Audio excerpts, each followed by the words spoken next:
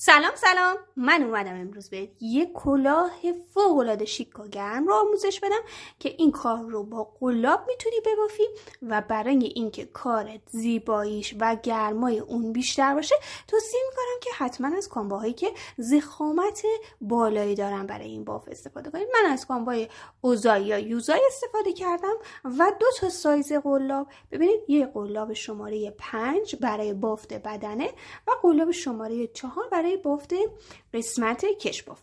برای این کار شما فقط به اندازه دور سر و ارتفاع کلاه احتیاج دارین که متناسب با این 2 اندازه میتونید این کار زیبا رو ببافید. بریم با هم آموزش رو ببینیم. رج اول بافت به این حالت سر بندازین. میتونید حلقه جادویی بزنید، میتونید 4 زنجیره ببافین و حلقه کنید. داخل حلقه رو شروع کنید به پایه بافتن، یا مثل من زنجیره اول رو به عنوان حلقه در نظر بگیرید و داخل این حلقه 17 پایه بلند ببافین که با این 3 زنجیره شروع در مجموع بشه 18 پایه بلند. پس رج اول شما 18 پایه بلند دارین. 18 پایه بلند رو که بافتیم داخل زنجیره سوم به این حالت یک بست و رج بعد روی سر هر پایه 2 پایه بافته میشه. 3 زنجیره حکم یه پایه بلند رو داره، کنارش یه پایه بلند، روی پایه بعد 2 بعدی هم 2. ببینید شما در این رج 36 پایه باید داشته باشید. روی سر هر پایه 2 پایه بلند بافته میشه. دوباره به انتهای باف که رسیدین داخل زنجیره سوم قلاب رو ببرید یک بس. رج 3 4 زنجیره میبافم روی سر پایه بعد یه پایه بلند، یعنی قسمتی که شما زنجیره بافتین نه پایه بعدی. دوباره ببینید روی پایه بعد یک پایه، یک زنجیره، روی پایه بعدی یک پایه. اون بافت 2 تایی که در رج قبل داشتین همون تکرار میشه، فقط مابینش یک تک زنجیره بافته میشه. در واقع شما هر 2 پایه یه زنجیره میبافین. این قسمت رو دقت کنید، روی پایه یک زنجیره، پایه بعدی دوباره پایه بافته میشه. این قسمت ببینید روی این پایه بلند یه زنجیره و روی پایه بعد پایه بلند بافته میشه. به این ترتیب بافت رو ادامه میدم تا انتها. در این رج شما 18 زنجیره دارین اما 36 پایه بلنده. انتهای بافت که رسیدین مجدد میایین داخل زنجیره سوم یک بست و دوباره 3 زنجیره. داخل فضای تک زنجیره یه پایه بلند، یه زنجیره و دوباره یه پایه بلند به این ترتیب بافته میشه. روی 2 پایه بعدی بافت برجسته می بافیم. یکی و 2. دوباره در فضای تک زنجیره یه پایه بلند، یه زنجیره و یه پایه بلند. مجدد روی 2 پایه بعد 2 بافته برجسته می بافیم. در فضای تک زنجیره یه پایه بلند، یه زنجیره، یه پایه بلند، روی 2 پایه بعد بافته برجسته. ببینید نحوه بافت پایه برجسته به این صورتی که قلاب از پشت پایه رد میشه و نخ رو میگیره، پایه بلند رو میبافیم. تا قسمت انتها تکرار میکنم. دقت کنید ما از پایه های ما بین بافت وی شکلمون یکی رو بافتیم، آخری رو باید به صورت برجسته ببافیم. اولی به صورت زنجیره هست، آخری به صورت بافت برجسته. داخل زنجیره سوم قلاب رو میبریم و یک بس. رج‌های بعد تکرار هست، فقط پایه هایی که در قسمت بافت وی شکل بافته میشه تعدادش زیاد میشه. ببینید ما به این 2 پایه کاری نداریم، در این فاصله تک زنجیره میایم بافتمون رو ادامه میدیم. یه پایه بلند، یه زنجیره، 2 پایه بلند میبافیم. به این پایه کاری ندارم، روی این 2 تا پایه برجسته دوباره بافت برجسته باید تکرار بشه. ببینید به این صورت. در رج پنجم شما باید 16 تا بافت 1 پایه 1 زنجیره 2 پایه در هر کدوم از این فضاهای تک زنجیره باید ببافین و 32 تا پایه یا در واقع 16 تا بافت 2 تایی باید در روی بافت‌های برجسته ببافین. 1 پایه 1 زنجیره 2 تا پایه در فضای تک زنجیره بافته میشه که 16 بار تکرار میشه و ببینید به این پایه کاری ندارم، روی این 2 تا پایه بلندهای برجسته باید شما بیاین بافته پایه بلند برجسته ببافین. پس این رج رو تا انتها تکرار کنید.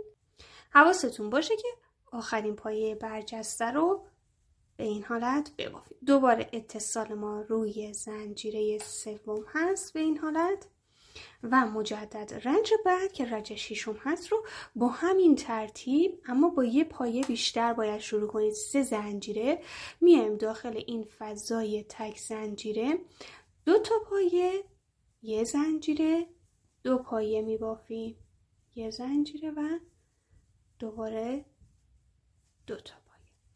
تا انتهای طرح ما روی این 2 تا پایه برجسته همین 2 تا پایه رو میبافیم. این قسمت ها ما افزایش نداریم، فقط افزایش های ما در این فضای تک زنجیره هست که بافت ما هر رنج 1 پایه بهش اضافه میشه.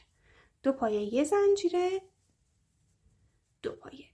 ادامه میدم تا انتهای رج 6 داخل زنجیره سوم 1 بست، رج 7 دوباره 3 تا زنجیره، این قسمت 2 تا پایه بلند 1 زنجیره و دوباره 3 تا پایه بلند میبافیم. همونطور که بهتون گفتم در فاصله تک زنجیره ما هر رنج 1 پایه به جمع پایه هامون اضافه میکنیم. میشه 2 پایه 1 زنجیره 3 تا پایه بلند و روی بافت های برجسته دوباره پایه برجسته میبافیم و به بقیه پایه ها که این قسمت هست ما کاری نداریم، فقط در فضای تک زنجیره 2 پایه 1 زنجیره 3 پایه میبافیم. روی بافت های برجسته بافت برجسته به این حالت بافته میشه.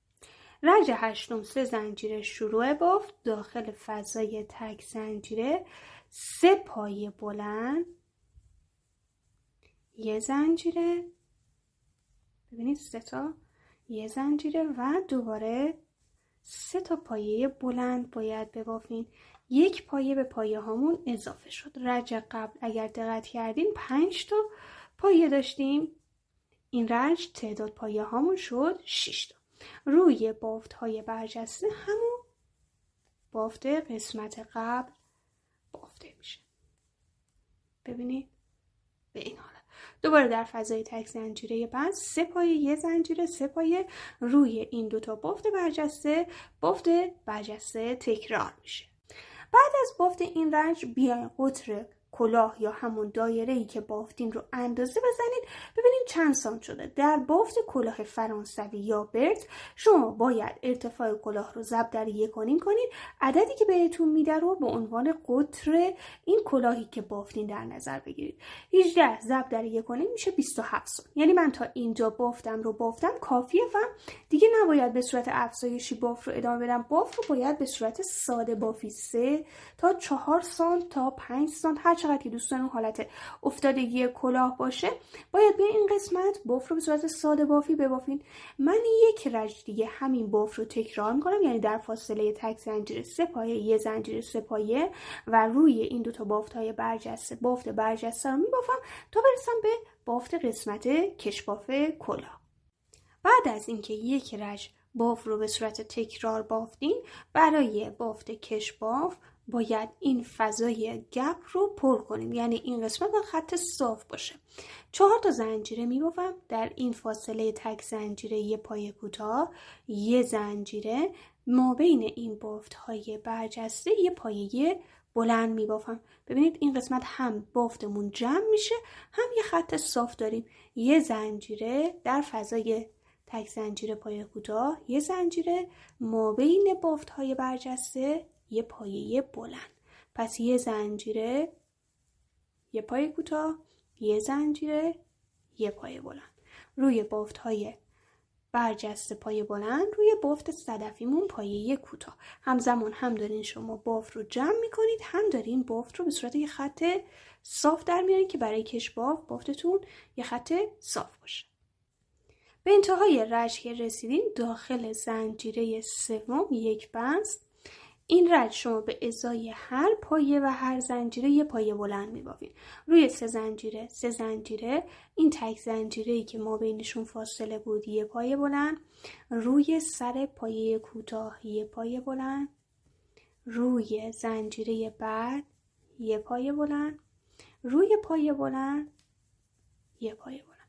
پس دور تا دور به ازای هر پایه و هر زنجیره شما یک پایه بلند میبافیم. ببینید این قسمت پایه کوتاه بود، پایه بلند، روی زنجیره پایه بلند، روی پایه بلند فاصله هم پایه بلند.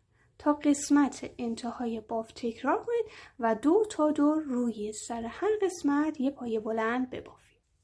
به انتهای بافت که رسیدین، روی سر سه زنجیره بست و دوباره سه زنجیره بافت برجسته رو انجام میدیم. یک بار برجسته به رو میبافم، یک بار برجسته از پشت بافت. همون کش بافت یکی زیر یکی روی، اصطلاحاً قلاب بافی هست. ببینید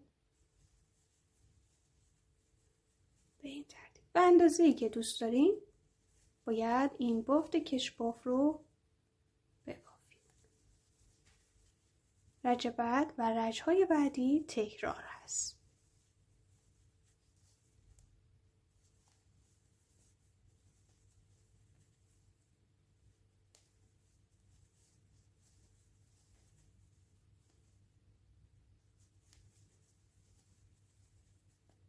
ادامه میدم تا انتها. دوستان برای قسمت کش بافت قلاب رو یک سایز کوچیک‌تر بردارید. من اینجا از قلاب 5 استفاده کرده بودم برای قسمت بافت بدنه. برای کش بافت اومدم و قلاب رو کوچیک‌تر برداشتم. اتصال رج رو که انجام دادیم دوباره بافت تکرار میشه، یعنی سه زنجیره. اینجا بافتمون به صورت برجسته از رو هست، قلاب از پشت پایه به این حالت رد میشه، پایه بافته میشه. بعدی برجسته از پشت بافت هست، ببینید قلاب از پشت پایه به این حالت رد میشه و پایه بافته میشه. دوباره به این کش بافت رو 4، 5، 6، 7 سانت هر چقدر که دوست دارین با همین ترتیب ببافین و پایان بافتتون. ببینید